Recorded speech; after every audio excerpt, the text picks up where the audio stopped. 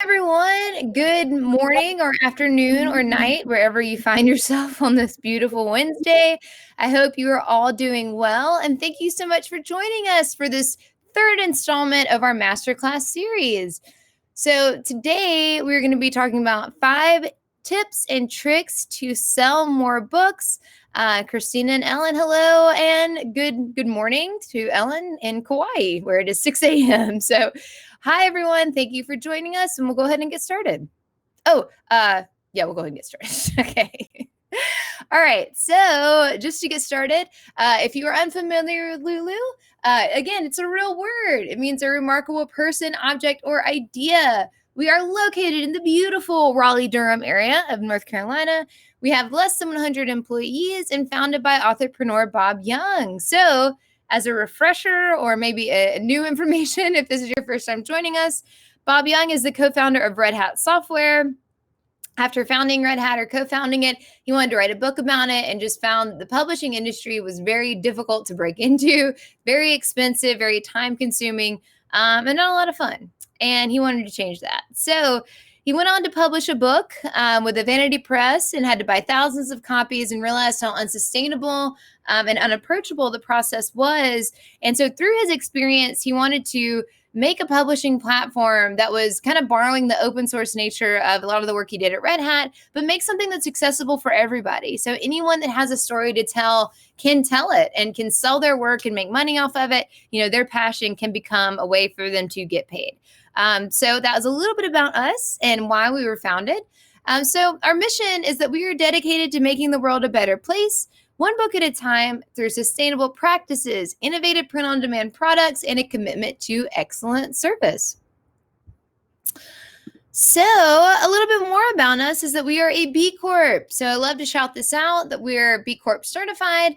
And that just means that a nonprofit, the B Lab, comes into our office and kind of sees how we do things, our operations, and makes sure that we meet the rigorous standards of social and environmental performance, accountability, and transparency. All right. So again, if that was something you've heard before, thanks for coming along for that ride with us. Okay, so up next, let's recap from last week. So last week, and I see that the chat is on, so feel free to hop in there whenever you have questions. I see that there's some sound stuff going on, but I don't think that's affecting everyone. But as a reminder, for those of you who can hear us, and we can put this in the chat if you can't, we will send out this recording, and it will be available on our YouTube channel when we're done.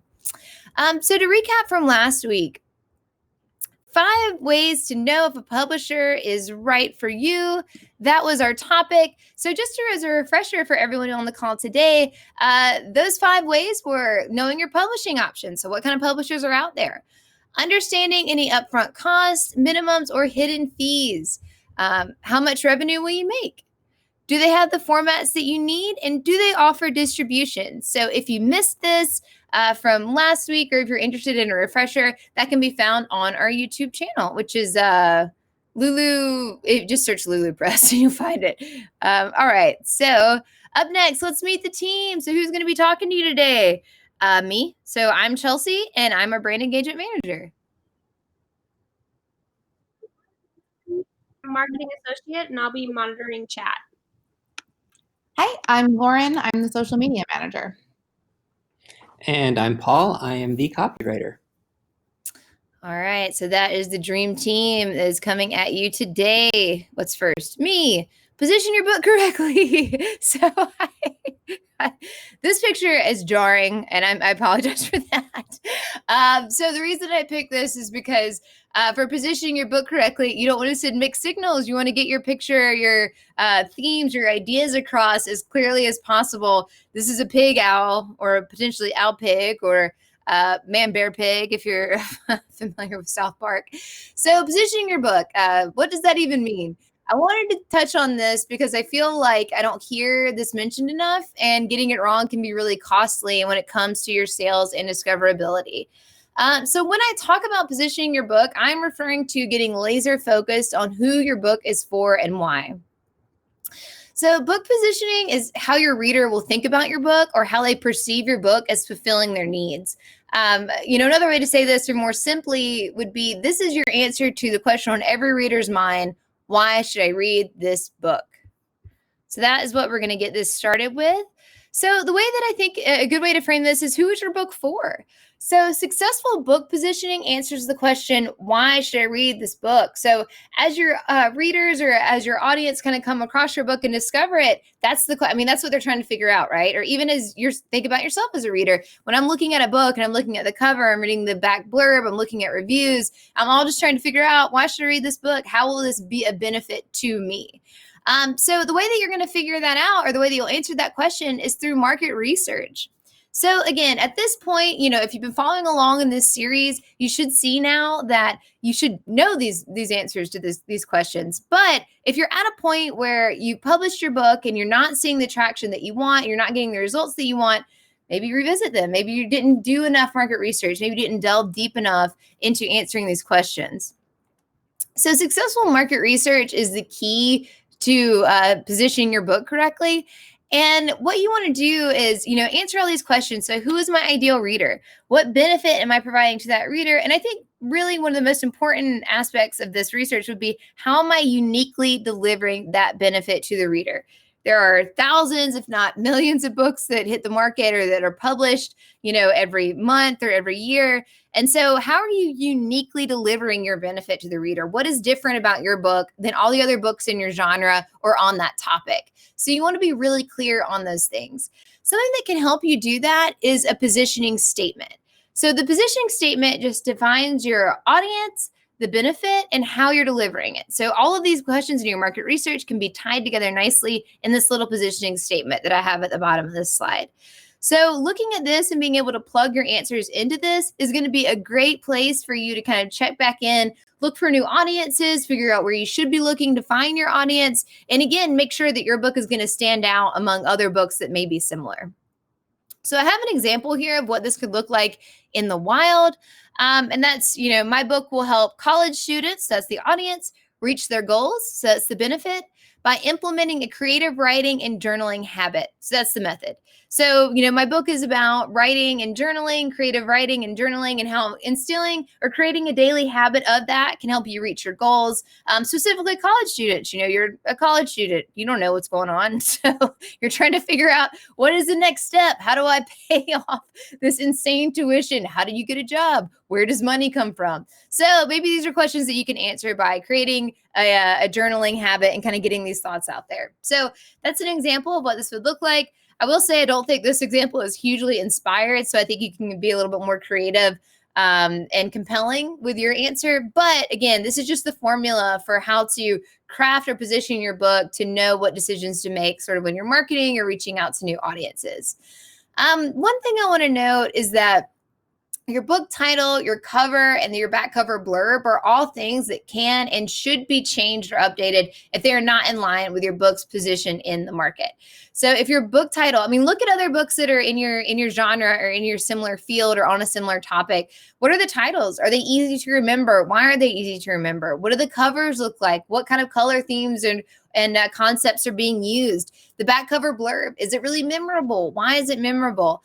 So thinking about all these things and analyzing them and even changing them when necessary can really help you position and then reach that audience you're looking for, which of course will drive more sales. So if you're thinking here, as I mentioned, those things that changing those elements can disrupt the metadata for your book, you're right. But if you're at this webinar today because you're looking for ways to boost sales, then maybe when you initially released your book, the iteration that you put out to market didn't get the traction you wanted, and it may be worth kind of going back to the drawing board or kind of losing that metadata and switching it up a little bit in order to reach your audience and change things to try to get that larger demographic and see those sales that you'd like to see. So all things that you may want to consider. So that is a little bit about positioning your book. So especially for nonfiction authors, if you're not seeing the sales you're hoping for, take another look at how you positioned it, or even if you thought about it. This is something that, I hadn't really thought about until I was at a conference and basically saw an example of someone who positioned their book poorly, kind of worked with someone to do it correctly, and then their sales skyrocketed and they were able to kind of reach these new heights with that book, just kind of taking it back to the drawing board and really considering it. So anyway, that's a little bit about that. When you take a look at these things and reposition them, that'll be really helpful for you when you're looking for new outlets and audiences for the book. So if you haven't thought about this, I would definitely encourage you to do so. All right, so I'm going to move right along, and we're going to get into author website, CEO, and email with Paul. Hey, everybody. Thanks for joining us today. So yeah, we're going to look at these three very big and broad topics as one sort of specific tip for helping you sell more books. The reason we lump these three things together is that they really, really want to work hand in hand to drive sales specifically. So, excuse me. So let's jump to that next slide. Sorry about that. A little hiccup in my throat. We're going to start by looking at your author website and the three main things that your website is going to do in terms of sales. And that's going to be producing product pages, and those are the pages where your books live that they can buy from. Lead generation, which I'm just going to put out there and we'll come back to in a future slide in just a minute and we'll get into it some more. And then content and SEO. And content, we're going to differentiate from your product pages as something that you give away as opposed to something you sell. And again, we'll dive into that as we go in. So let's jump to the next one and we'll look at product pages. So right here, you can see I've got a screenshot of David Sedaris's Calypso from his website. Now, this is what I'm going to say is an example of a bad product page. It probably works fine for Sedaris because he has a huge following. He has a traditionally published book, so it's being sold through lots of retailers and things like that. He's not relying on this website to be his main sales portal. As a self-published author, you probably are going to rely on your product pages a lot more than someone like him would. So this makes a great example because it does a few things that I think you need to really pay attention to for a product page. The first is going to be the way that you actually literally sell the book. Now you can see in this shot, I've got the drop down for buy a book expanded. And what he has is a bunch of links to other websites where you can buy the book. First off, don't do that. Making it a drop down is silly. If you're going to sell on Amazon and Barnes & Noble and Apple Books and Google and Kobo, and that's just for ebooks, if you're also going to sell print on-demand books to those as well, make it an actual link. Put it a button that shows Amazon, shows Barnes & Noble, things like that. Also, really, really important, sell it yourself. It's your website. You've sent them from whatever location they started at, be it a Google search or a social media post or wherever it is they started to get to your website to find your book. Sell it to them there. It's silly to drive people away to buy your book. Now, not every author wants to do that. So the important thing to do is figure out your primary sales channel and make that the most prominent one. And then again, always include the Amazon link. There are some buyers who are very, very dedicated to their Prime subscriptions, and you really don't want to punish them, but you also want to be aware of the way that you're going to earn the most revenue. So you put those two things kind of side by side. Make sure they can always get to Amazon to buy your book, but also make it very easy for them to buy from your primary retailer. Ideally, you're going to be doing that yourself. You're going to be selling it directly through your website with e-commerce or something like that. But also if you're using, a Lulu, ideally, you should use Lulu, but another self-publisher works too. And you direct them there as your other purchase choice, that's fine too. Just make sure it's prominent. It's a button. It's clear. The other thing that you want to think about on these types of pages is offers, cross promotions. This is literally a page. And, obviously I took a screenshot of just this chunk of the page. There's no header or footer or anything, but there really isn't much else on this page. He's not talking about where he's going to be signing his book, which obviously we're not really doing right now as we social distance, but in a happier time, you'd be showing, where you're going to be next, maybe a little calendar with the dates and locations where you're going to be signing. Promotions for your next book, maybe a free download link to download a free ebook of the first chapter, something to, give them a piece of action they can take if they're not quite ready to buy, that sort of thing. The other thing to note, and you'd have to go to this page and actually scroll it to see what I'm talking about here. So I do encourage you to head over to David Sedaris' site at some point and look at this, but the lead generation is way, way down the page. And that's kind of an important thing to think about because, and we'll get into this in the next slide, lead generation is very, very vital when you're sending someone to your site if they're not ready to buy yet. So let's look at the next slide. And what we have here is Mark Dawson's homepage. This is the first thing you see when you go to his site, and that big hero image, it's called, that big spanning image that goes across the whole screen. And the very first thing you see is his lead generation. So just to clarify a little bit, lead generation is basically marketing bullshit for a way to capture people's information. So it's, in this case, an email capture, and that's going to be the most common one that you're going to use as an author. There are lots of other ways to generate leads, such as a form where you capture information if you're selling a product, maybe white papers or something like that, a downloadable, lots of ways.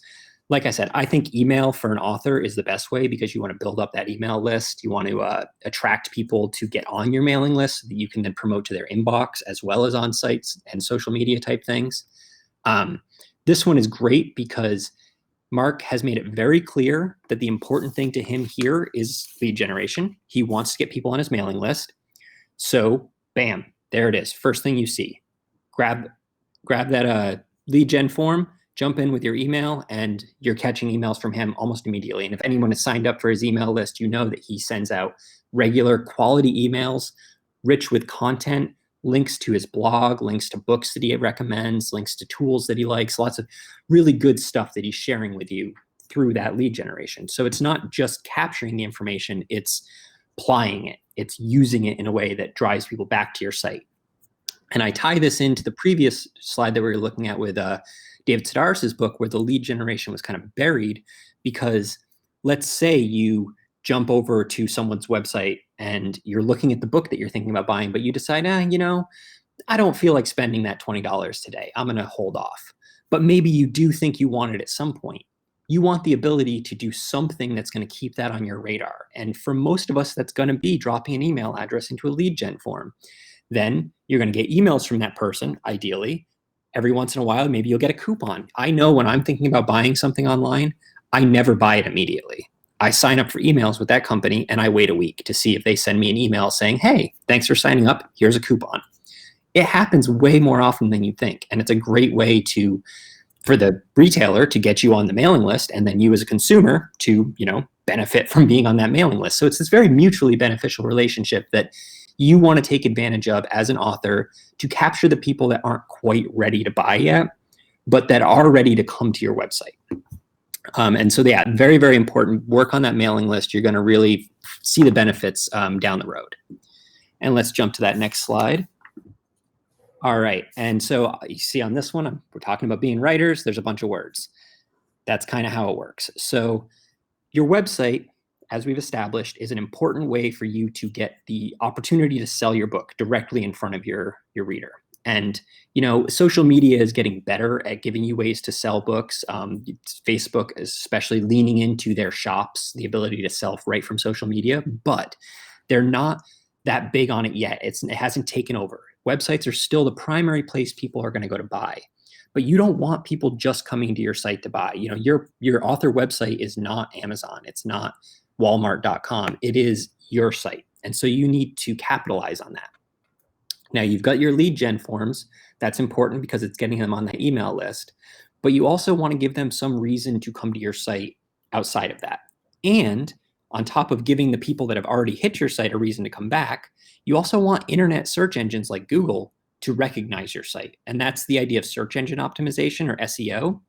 What you're going to do is you're going to create content. And I very much recommend a blog as a blogger, and as an author, it makes a lot of sense. You write. So use that. Continue to use that to drive people to your site.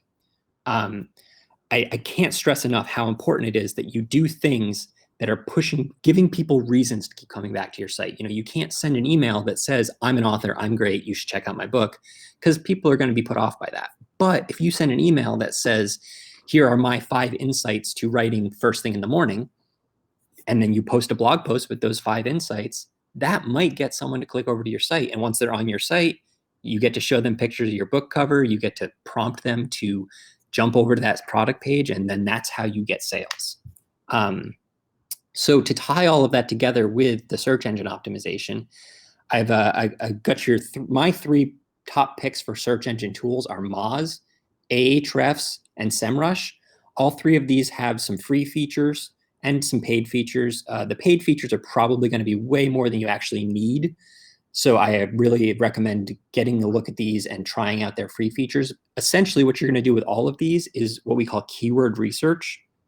You're going to go in there and you're going to say, sticking with my example before, I want to write a blog post about why it's beneficial to write first thing in the morning, because that's something that works for you. That's something you know about.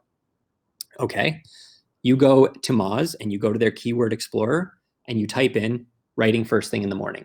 It's going to show you a bunch of related terms that people have searched for. And so you can see what people are searching for. And then you can write a blog post relative to that. By loading yourself up with these important words that other people are searching for, it tells Google that you're answering the questions that other people are asking. That then causes Google to show your blog post, which is on your website, which is where you sell your book, to people who are searching those terms.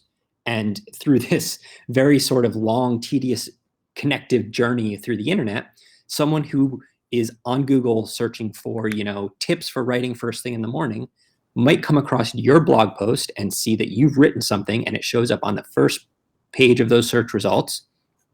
And they click over to it and they read your article, 5 reasons you should write first thing in the morning. And they're like, man, that was a really good blog post. And they see your advertisement for your book in the sidebar and they click over to it. And even if they didn't buy your book that day, they maybe sign up for your emails or they follow you on social media.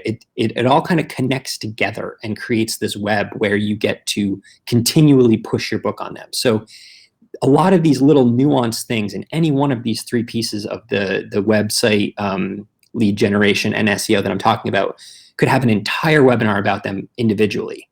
But it's really thinking about how they link together that's important when it comes to driving sales. And so with that, I'm going to hand this over to, I believe Lauren is up next, and we're going to talk a little bit about earned media. So yeah, I'm going to talk to you guys about earned media and then also about social media. But we're going to start right here with earned media first.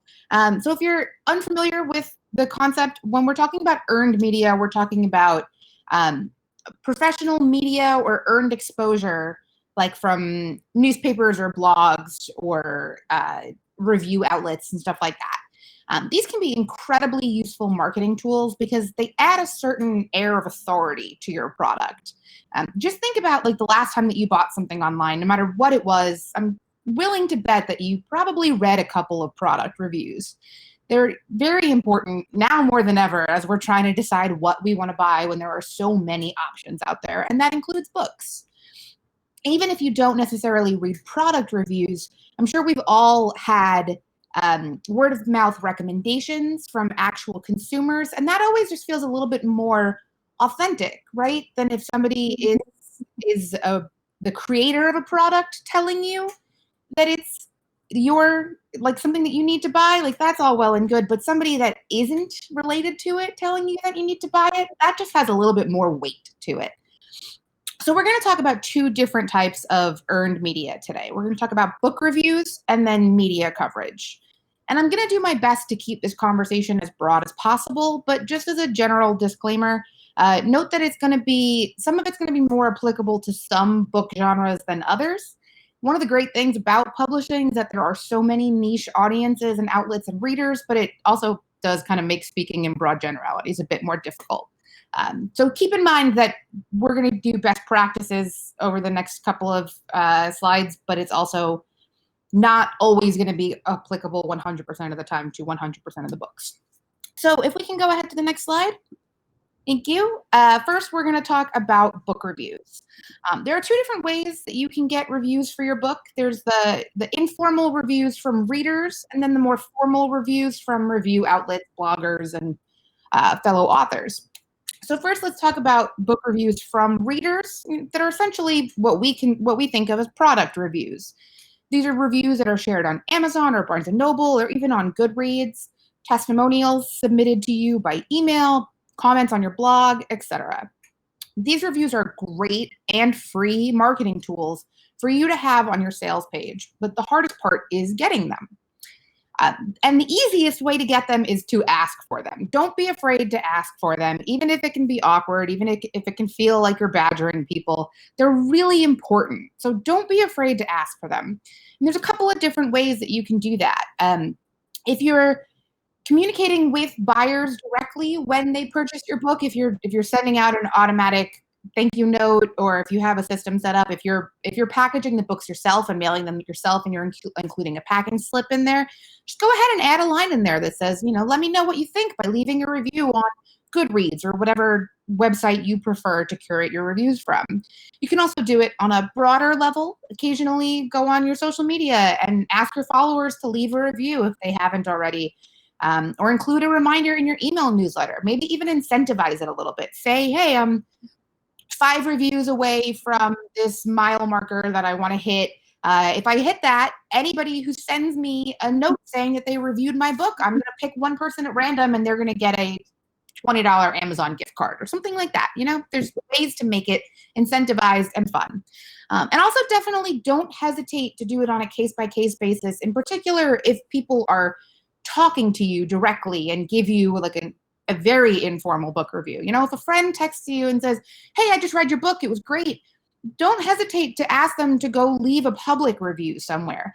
Even if it's literally just, it was great. That's a testimonial that you can use for your marketing, but only if it publicly is written somewhere. If it just existed in a conversation between you and somebody in person or via text message, that's not nearly as valid as a review left publicly on a marketing site or a product site, I'm sorry.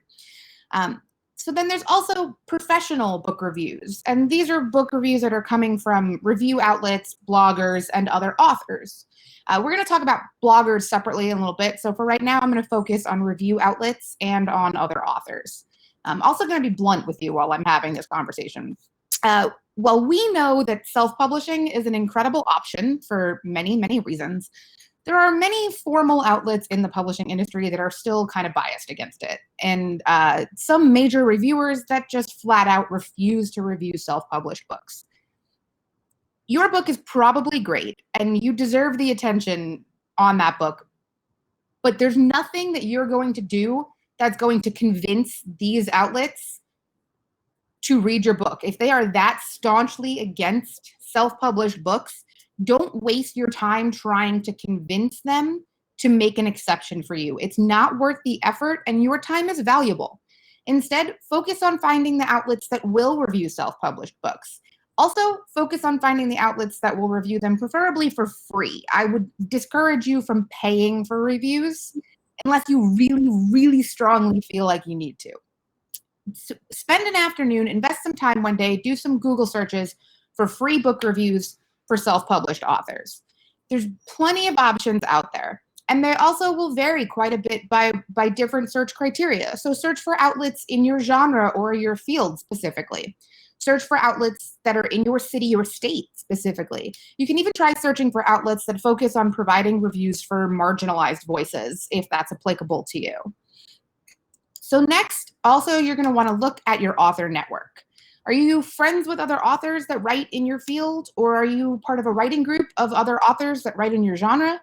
Reach out to them and see if any of them would be interested in doing a review exchange. Swap copies of your book or your manuscript, share a brief 1 to 2 line review or a blurb for your book, and you can use that as a marketing tool. They're great marketing tools. You can make them, you can make graphics that have the quotes on them. You can include them in your book cover or your cover copy. You can even use them as paid ads if you're going to do paid ads. You can give your book a sense of professionalism by having a fellow professional vouch for it. So we're also going to take a look at media outlets a little bit. And I'm going to split that up into 2 different conversations as well. So first, I'm going to talk about local and industry-specific media outlets like newspapers, magazines, and newsletters. Again, to be blunt, I've worked with authors in the past that will put together a target list of media outlets that they're hoping to cover their book, review their book, cover their book release, etc. And the list will be the New York Times, the Los Angeles Times, the Washington Post, and the Wall Street Journal. That's awesome. Love the enthusiasm. Love the effort that you're going to put into that. But also, please remember that your time is valuable and you want to spend it accordingly. Most of those outlets that do major book review sections still have a chip on their shoulder when it comes to self-publishing. So if you want to pitch them, go for it, but don't only pitch pie in the sky coverage. Instead, or in addition, make sure you look into local media outlets. It might take some digging, but it is genuinely going to be worth the time to find the proper contact information and reach out to a person or department that handles your local paper, whether it's a section on local news and accomplishments, arts and culture, events in the area. Even if they don't have a book features section, there's still plenty of other possible publicity opportunities there. That is a very hard sentence to say. See if they're interested in maybe doing an interview with the local author or open to sharing a guest article or op-ed. If you're hosting an event at a library or bookstore in town, ask your local paper to include it in their events happening this week section. This kind of exposure can be great, even if it's just a small local paper, even if it's a local website or a tweet from their local account that has 100 followers. That's still invaluable marketing and sales because it's free exposure that's coming from a legitimate source that is going to people that are outside of your normal author network. Similarly to local papers and local news outlets, make sure you take a look for any genre or field-specific media outlets. You may already have identified some of these while you're working on building your audience and building your author network. So now is the time to reach out to those places. See if they do book announcements or reviews or author interviews or guest posts, whatever the case may be. As long as you're polite and professional in your pitching, you have nothing to lose by asking and plenty to potentially gain. And then the last type of media we're going to talk about is this slightly more modern and more informal media options that have popped up in recent years, specifically blogs and podcasts. Definitely do not sleep on blogs and podcasts, especially depending on what genres and field that you're writing in. They can be incredibly invaluable marketing opportunities for you. So depending on what you're writing about in your specific community that you're writing about, the popularity of blogging or podcasting may vary, and it may take some effort to find them, but I'm willing to bet you'll find at least a couple that fit into the field that you're writing about. If they're book-focused, make sure you look into their submission guidelines and see if they're accepting pitches for book reviews, or if they're part of a blog tour chain maybe, or a promotional chain. See if they're open to doing things like cover reveals or title announcements or giveaways of any kind. If they're not book-related, but they are related to the particular field you're writing about or in, look into their policy on guest posts or guest appearances, interviews, or industry-related announcements. Just be sure that you follow whatever guidelines they have in place for any kind of inquiries and submissions. Trust me, there is no faster way to burn a blogger or podcaster than to ignore their submission guidelines. So make sure you look into that before you start reaching out to people. And while I know podcasting might sound like a little bit out there as a marketing opportunity for you, trust me, it's not. They're really great. Podcasts are awesome marketing opportunities if you can get them because they're much more evergreen than blog posts or media content because people go back and listen to old podcast episodes all the time. Ooh, sorry, my internet just restarted. I lost my place. Hold on one second. Actually, that's a great time. Can the next slide, please? Perfect save. Great save. All right, so now we're going to talk a little bit about social media sales tips, including ways that you can use some of the media content that we just talked about to promote your book on Facebook, Twitter, Instagram, wherever it is that you're focusing on. Sorry, go ahead to the next slide again, Chelsea. Thank you. So social media, I'm sure you don't need me to tell you this. It is a huge and extremely essential tool for marketing your book and your brand. I know that might sound a little bit biased coming from somebody whose job is literally social media manager, but it is essential. It's absolutely unavoidable if you are selling your book online. There's a lot to get into with social media, and we don't have all day for me to talk about it. So instead, I'm going to run through some basic tips and tricks for using social media marketing to your best advantage while trying to promote your book. So first and foremost, let's talk about the fact that you don't need to be everywhere. Focus your social media efforts on 2, maybe 3 platforms at most. Don't spread yourself too thin. Find the places that work best for you and focus on those. It's not worth your time to try to do everything all at once. You'll wind up putting in too little effort everywhere. Focus it all, pick 2, maybe 3 platforms, and focus it all there. So once you've decided what platforms you want to be on, here are some important tips to remember. First of all, let's talk about making your book and your social media as accessible as possible. So to start, when it comes to making your social media handles or usernames, you should use the same handle on every platform. Across the board, it should be the same name. Wherever you are, you should be using the same name. Think about it like this. Which of these is easier for you to promote and easier for your potential new members or new followers to remember? If you say, follow us on Facebook at Lulu Press, on Twitter as lulu.com, and on Instagram as Published with Lulu. Or if you say, follow us on Facebook, Twitter, and Instagram at lulu.com. Second, once you've got your social media set up, you want that social media to be everywhere that you are. You want it to be immediately accessible. You want potential new followers to be able to find you no matter where they're coming from. If you have a website, you should have clearly identifiable links to all of your social profiles right on the front page of your site. If you have a newsletter, you should have links to your social accounts in the footer or in the newsletter itself, in every single newsletter. Your social handle should be in your author bio, which is super easy to do if you're using the same handle on every social platform. All you have to do is stick a sentence in there that says, keep up with Lauren by following her at lulu.com. That's it. That's all you have to do. They'll figure out what platforms you're on when they go to look for you. You want to make it easy for people to find you. And then, of course, on the flip side of that, you want your book to be incredibly easy to find on whatever social platform you're on. You should have links to buy your book on every single profile that you have, and they should be readily accessible. It shouldn't be a tweet that you tweeted 6 months ago that's buried halfway down your timeline. Links in your bio where you can. If you're on a platform that you can pin a post to the top of the page, you should have your buy links in that. It should never take a potential reader more than a minute to find your buy links on social media. If they can't find your book, more often than not, they're going to give up. They're not going to dig for your book. They're going to look, they're not going to find it, and they're going to give up and go buy something else. Okay, so once you've figured out which platforms you're going to focus on, let's talk about how to put your best foot forward with your account profile. So first up, photos. Oh, no, that's good. You can stay there. Okay, nailed it. Let's talk about account profiles, including your profile picture and cover photo. You don't have to do a professional headshot. I mean, look at these. These are 2 examples.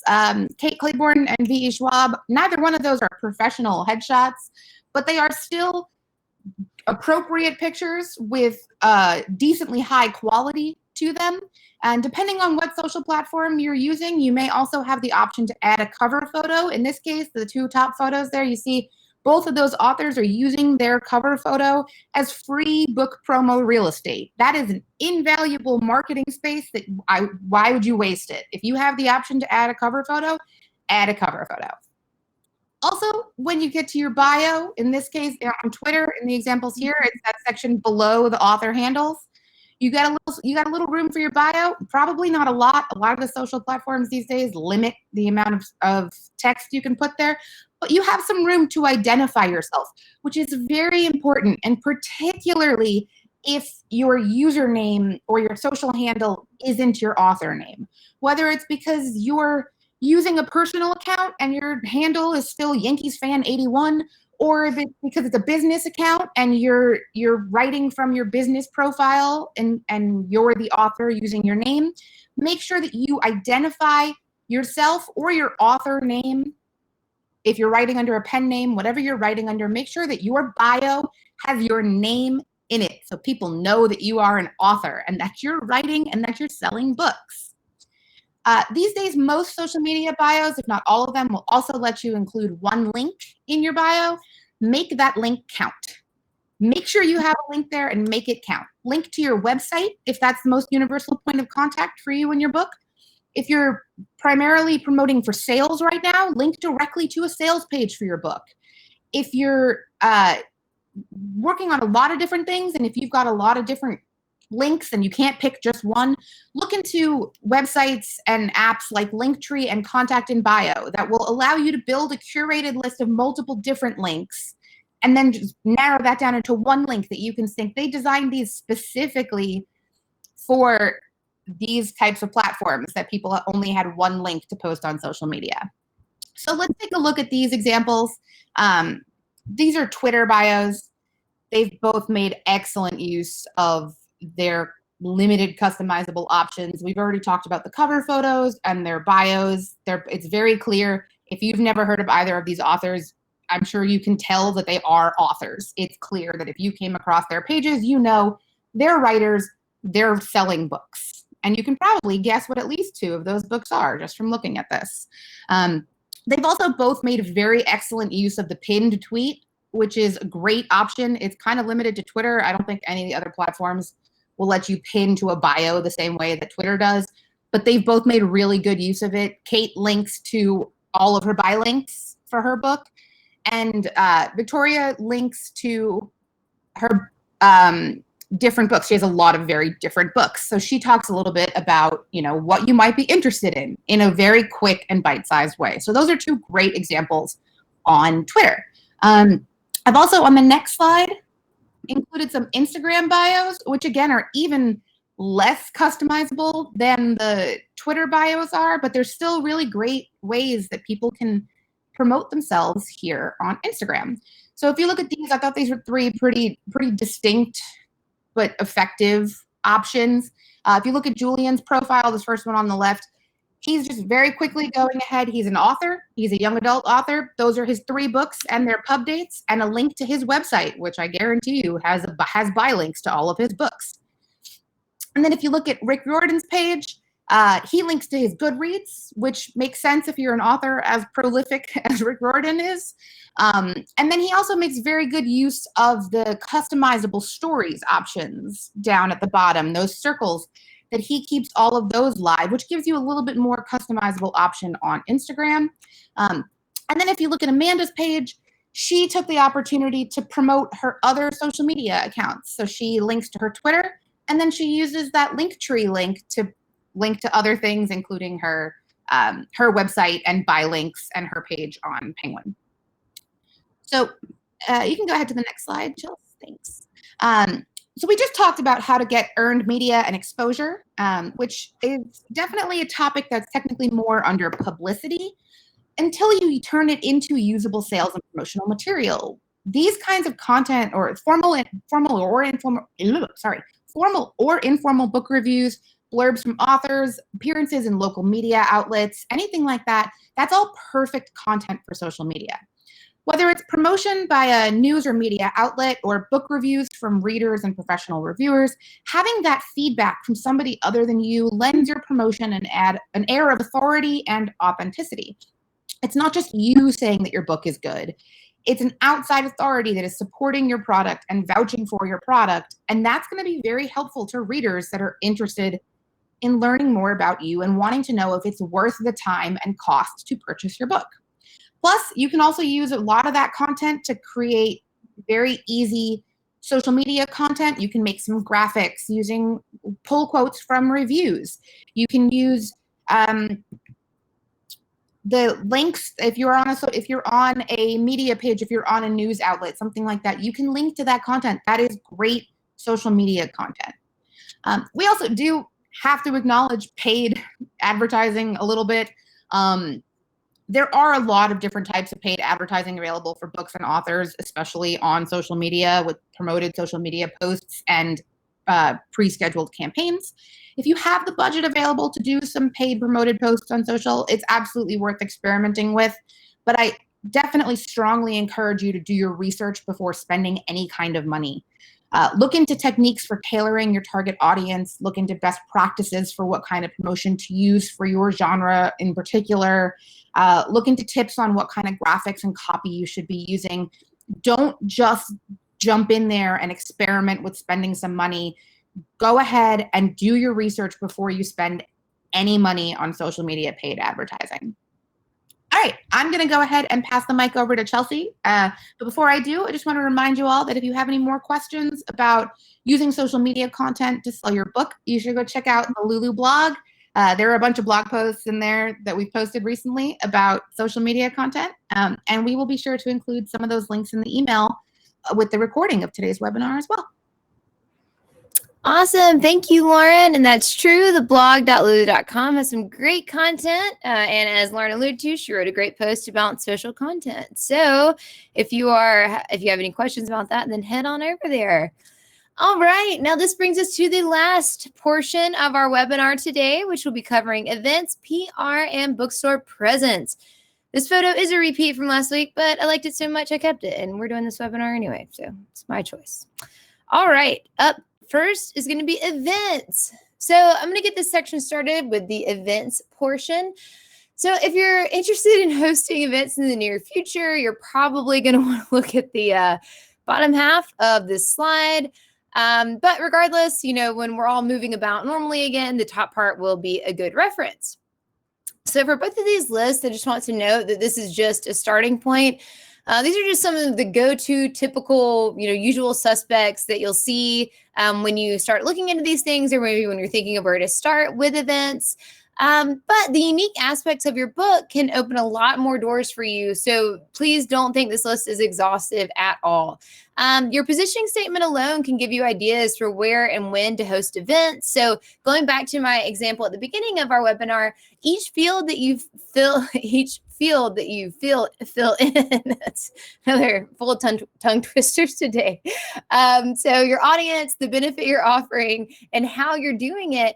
All of these can be clues as to where you can look to become involved, or communities you can reach out to help promote your book.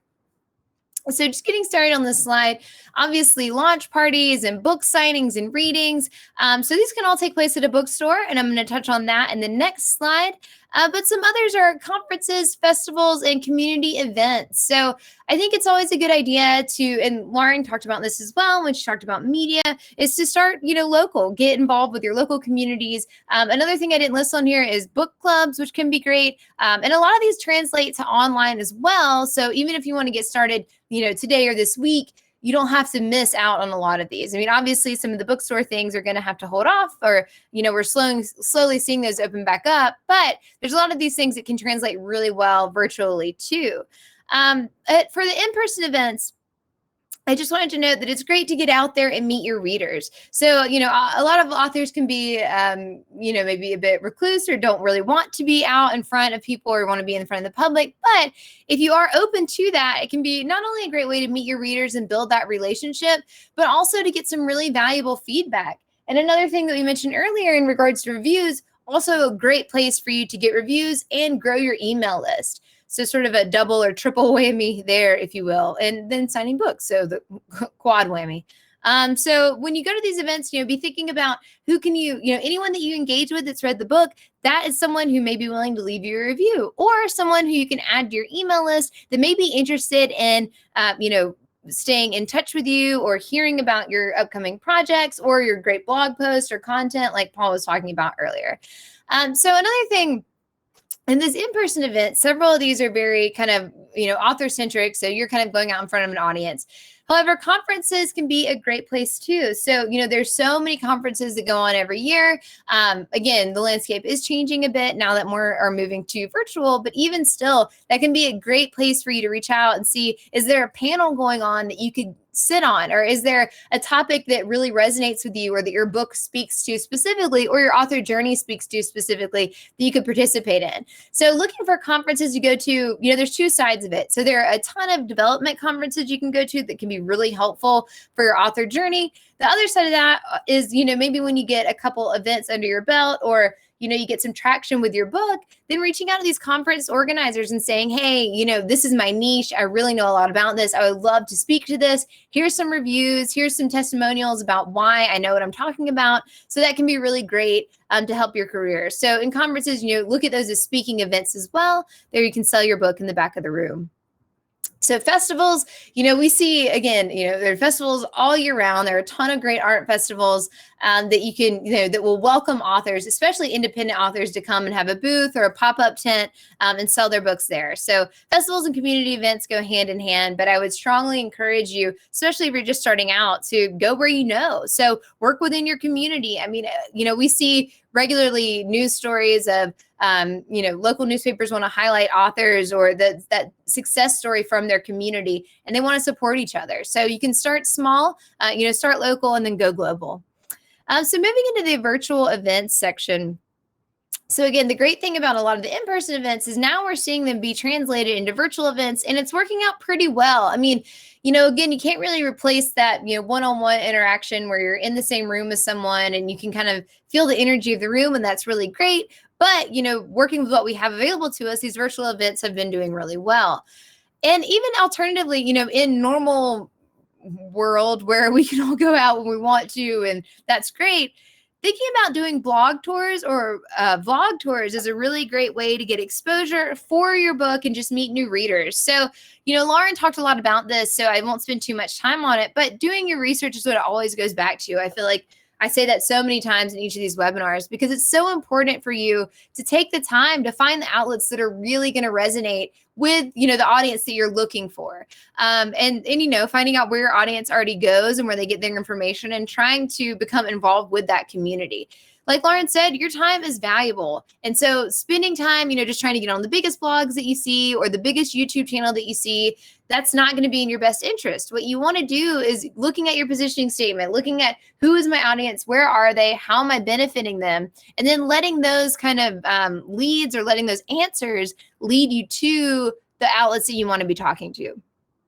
So blog tours are great. Blog tours are great. Live social media videos. So as Lauren mentioned, I mean, social media is so crucial to a successful book launch campaign and can be such a great tool to get out there, get your message out there. So most social media platforms, probably all, and Lauren can correct me if I'm wrong, have some sort of live video feature. So take advantage of that. I mean, video performs so well for content anyway. So if you're not out there doing that, then think about it. Just think about what that might look like for you. So you could do like virtual readings is on there. So you could do a live video where you're doing a reading of your book or talking about your process or talking about even, take a step outside of your book. And, if you're thinking about your author website, share with other people how you built it, how you got traffic to it, how it's doing, the things that you did that maybe you wouldn't have done if you, could start over. All of this is really helpful. And the author community, I think, is really a great place to help each other out. And that's a great way to connect with other authors and other audiences that may be interested in your content and then be led to your book. So the next one on this list is you can do this in person or online, but I think it's a really nice thing to do online. So giveaways. So these could be, Lauren mentioned for reviews doing an Amazon gift card giveaway. And, Amazon's okay. I would say let's do maybe a Visa gift card would be better.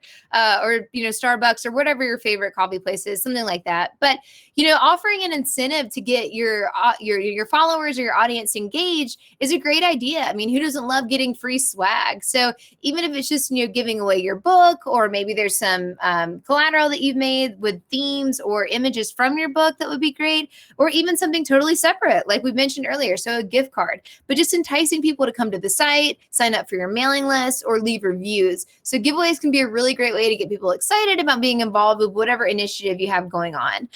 I will say this as well in virtual events. And again, Lauren mentioned this too, but using your virtual platform or your social media platform to share things about your book and get reader feedback is also a great way to, drive sales and get people invested in your projects. And when you do launch and when you're ready to sell it, then those people are like, oh, I've kind of watched this book develop. I weighed in when, they had a cover contest, or they were asking which cover I like better. I voiced my opinion and I want to see what it looks like. I want to see what the interior looks like. So doing all those things can be a great way to engage your audience and keep them involved kind of as your process develops.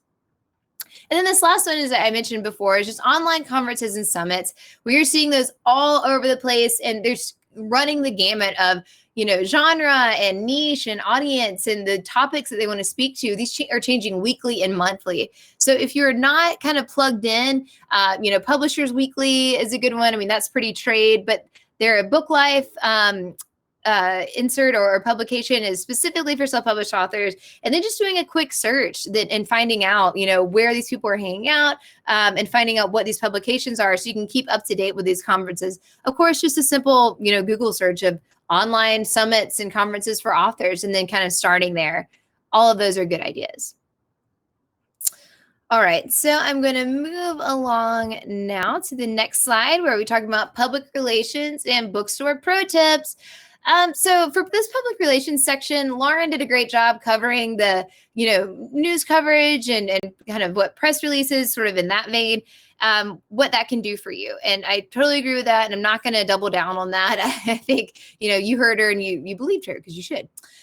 So I'm not really going to talk about that. So if you can get news or media coverage, that is fantastic. But I'm going to say that for indie authors, it may be more valuable, making connections with your target audience. So, I mean, when I say your public, the public that is really relevant to you and the project that you're working on. So again, the positioning statement can come into play here as well. So using your positioning statement, you want to identify who the book is for and where they are online and in person. So you've already nailed the positioning statement. Now you can say, okay, where are these people? Where will they most likely go to get their news and information? Where will they hang out? Is there a social media platform that they're really active on? Or, any other kind of thread or blog or whatever. You want to find that out and you want to go and interact there. So, you want to find these places, find the key contacts or their admins or organizers that you can get in touch with. Reach out and then share the benefit of your book to their audience. You can also connect with similar authors and cross-promote. And I think that's a great option to just grow your audience, get more familiar with the authors that are working in your space. And I think more times than not, they're going to be willing to help you because they know that that's a relationship that's going to be, mutually beneficial. And I'll talk about that more on this slide. And, because anytime that you're asking for something, whether that's access to a community or audience, or, getting an event or space at a bookstore to, have an author event, or even asking for a shout out from an influencer in your space, you need to present with them why it will be mutually beneficial. And obviously the keyword here is mutually. So why is it going to be helpful for them to collaborate with you?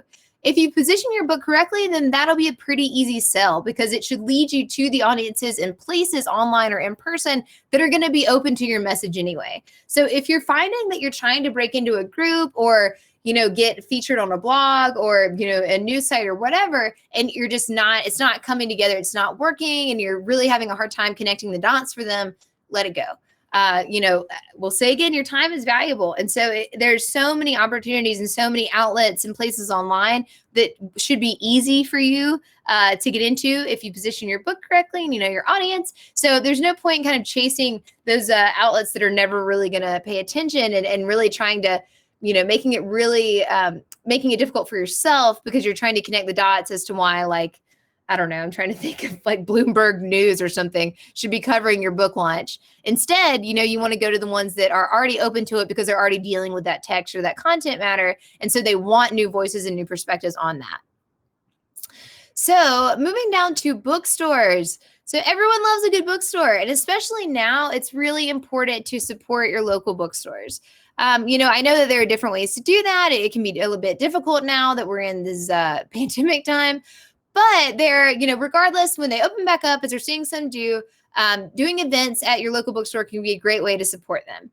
And there are definitely ground rules to making that happen. And this section that I'm going to start in now should make this a bit easier for you, especially if you're an independent or new author.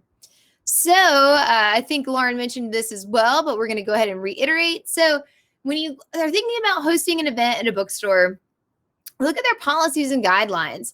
So, I mean, you're not, don't just look at them, follow them. So although your book is wonderful and it definitely deserves all the time that you want from these folks, you're not the first person pitching your book there. So don't assume that they're just going to be flattered that you came to them and said, hey, can I host an event there?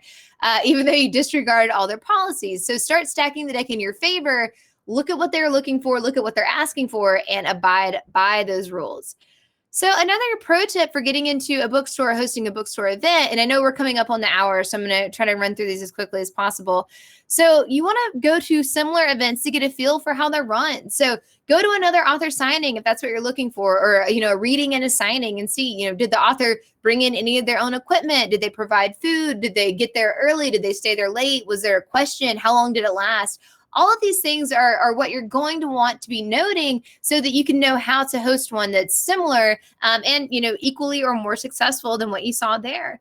Also, I think it's just a good show of faith to go to these events because it's not always easy for bookstores or even independent authors to get an audience to come and see them read or see them sign. So by just supporting the events that are going on locally or that are going on in that bookstore anyway, can be a great way to kind of become familiar with the store, become familiar with the owners. And then they see, oh, this is someone who comes into the store. This isn't just a random person off the street who's trying to get something for themselves. This is someone who supported us and we want to support them. So as I mentioned, mutually beneficial. So we talked about this, it bears repeating, but think of how to make this event mutually beneficial for you and the store. So do your research and find what might be most helpful to the bookstore. If they cater to, kind of going back to my example, if they cater to self-help or nonfiction readers and your book is in that genre, be sure to make that connection and see what events and workshops they're already hosting and if your content can dovetail into that and amplify what they're already doing. So maybe they have a creative writing night and you can come and talk about ways that you can use creative writing for goal setting, sort of going back to my positioning state example. Or maybe your book is about dragons and they have a sci-fi night that you can go speak at. There's much more into that than, just dragons and sci-fi. But anyway, all I'm saying is look at what they already have going on and try to amplify what they have going on and become an ally and a partner to them and not just someone who's asking for something. So this next step is to have your pitch ready before you reach out. This is so important. And again, the positioning statement can help you with this, but I think the best way to think about this is just your short and sweet little elevator pitch that you can get your message across, or for films or movie scripts, that log line or that quick brief description of here's what this is, here's what it's about, and here's why you should be interested in it. So have that before you reach out to the store. At this point, you should know the store's guidelines for author events. You've been to a few of them to see how they're run, and you've outlined how this will be mutually beneficial. So now putting all those together in a concise pitch before calling the store is going to be really helpful. You want to be able to anticipate the questions they have before they ask so that you can have your answers ready and you're not just having to waste time and have to put them on hold so you can scramble something together that's going to sound like what they want to hear. While you're on the phone with them, ask the store for best practices. So that's another great thing to do is, they've obviously seen these events happen. They've seen the good, the bad, and the ugly. And so ask them what works. Ask them, if I bring food, is that going to help? Can I bring wine? Will that help? What can I do to just make sure that the people are engaged? And then when they get there, they're happy and that you're delivering on what they expect, and that could be different for every bookstore. So make sure you ask whoever you speak to, the events coordinator or whomever, what goes well, what works the best that you've seen. And then a last tip here is to encourage your readers to wait for the event to purchase the book. So this can be great. This will be great for you, obviously, and for the bookstore to have people in there browsing around. And then if they're all buying the book, that's going to be huge. And then when you have future books or events, they're going to be more likely to want to have you back because they're going to be like, oh, I remember Chelsea was such a great author. Her book is amazing. She sold hundreds of copies. Everyone was laughing the whole time. They're having such a great time. She was considerate. Yeah, we'll have her back. And not like, oh, Chelsea, she was kind of a B word and, it was really difficult and, a diva and it didn't work out. We're not going to take on her next book. So people remember things, make it easy for them. So I just want to add, another little pro tip here is don't exhaust your resources. So even if you have a really successful event at your local bookstore, you knocked it out of the park, it was just a 5-star review all around, don't keep tapping them for the same thing. Different events can take different iterations. So maybe they'll ask you back and that would be great. But if you are in your community, you don't want to keep trying to go back to the same place and do the same thing. You want to expand your reach, which is also going to help you expand your community and your connections. So, if you have a great thing there at one bookstore, that's wonderful. Just try to replicate it at different places where you can reach a new audience because the group that came out for that really successful launch probably isn't going to come back for something similar, but a new group will. So those are a couple things on the PR and Bookstore Pro tips, and I think that will take us to the end here. So I'll just plug our next session, which will be next Wednesday, same bat time, same bat place, and we will be talking about 5 steps to publishing on Lulu. So we'll be taking you through the Lulu platform and giving you the best practices on how to get your book up and running and off for a successful life. And so I know that we are over. Anna, I don't know if there are any questions for anyone who wants to hang out for a minute that we can excuse me, that we can answer that maybe weren't answered. If there's anything that, or Paul and Lauren, if you guys have seen anything that you want to speak to before we close out today. To answer all of the questions, so I don't think there are any outstanding questions as of right now. Awesome. Great I do job. have one thing I wanted to toss out there that I accidentally overlooked in my section real quick. When we were talking about email lists and lead capture, I forgot to mention the negative practice of buying lists. As you're building up your lead capture forms and you're doing some research on that, you're probably going to see some things about buying mailing lists. Don't ever do that. And we'll leave it at that. We can, touch on that in other places if people have questions, but. Yeah, that's a great point. And one of the things that you said, Paul, that I really thought bears repeating was really important is that even if people come to your website and aren't ready to buy at that time, they're there. So make use of that. And so getting that email address is just kind of keeping them in the loop and, making sure that when they are ready to buy, they remember you, or maybe another email that you send out is going to remind them, oh yeah, I was looking at that book and, I've really enjoyed these emails. So now I'm going to go buy it. So I think that's great. And then, making these organic connections, or, when someone comes to your website, getting that email address, it can just be a foundation for such a better relationship than just spamming, a list that you bought of people who don't care at all what you have to say. So that's a great tip. So do you guys have anything else you want to cover before we hop off here? No, I think that's it for me. All right. Well, we will wrap it up here. So just as a note, we will be sending out this recording. It will also be on our YouTube channel. So follow us on all the social medias at lulu.com. And if you have any questions, you can reach us at webinars with an S at lulu.com. And we hope to see you guys next week. So everyone has a great day. And thank you so much for tuning in. Bye, everybody. Bye. Thanks for tuning in.